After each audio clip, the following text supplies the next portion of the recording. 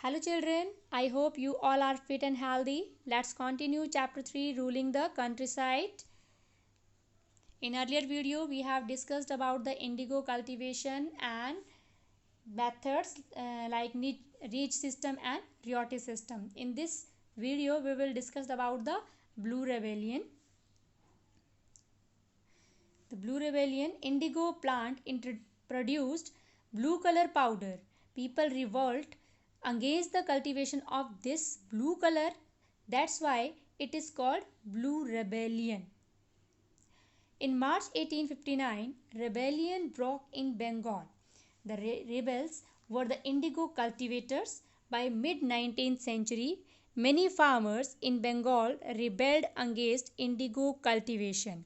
Angered by the oppression of planters, they refused to grow indigo and pay rent to planters. Planters were rich class people from Britain who forced Indians to grow indigo.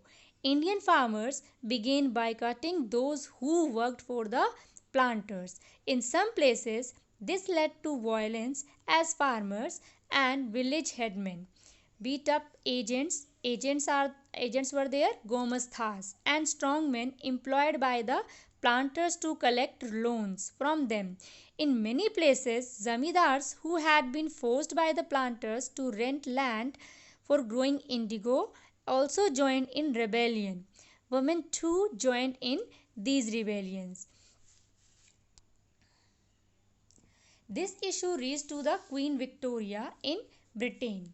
Queen Victoria ordered magistrate of Barasat, it is a place in West Bengal, to issue an order which states that ryots would not be forced to enter indigo contracts. Magistrate Eden was trying to placate the peasants and control an explosive situation, but his action was read as support for the rebellion.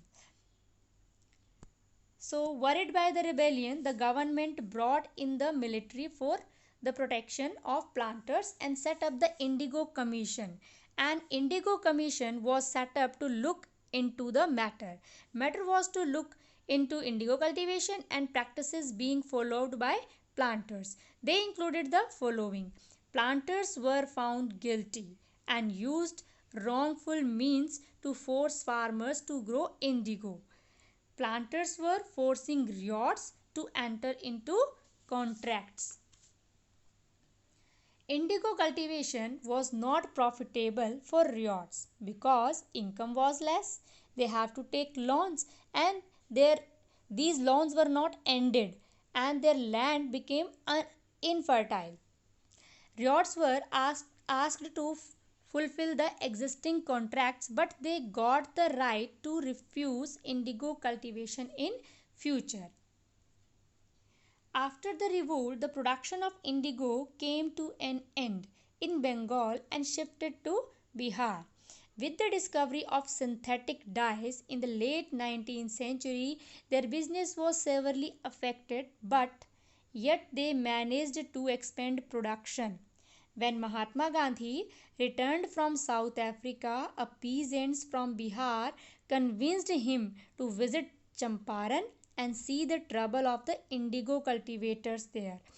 Mahatma Gandhi's visit in 1917 marked the beginning of the Champaran movement against the indigo planters.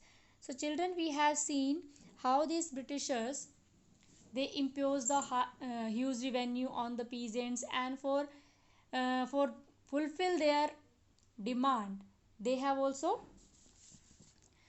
introduced some methods like Mehalwari, Ryotwari, and permanent settlements. And for increasing the production and for fulfill their own demands, they also force the ryots to cultivate indigo.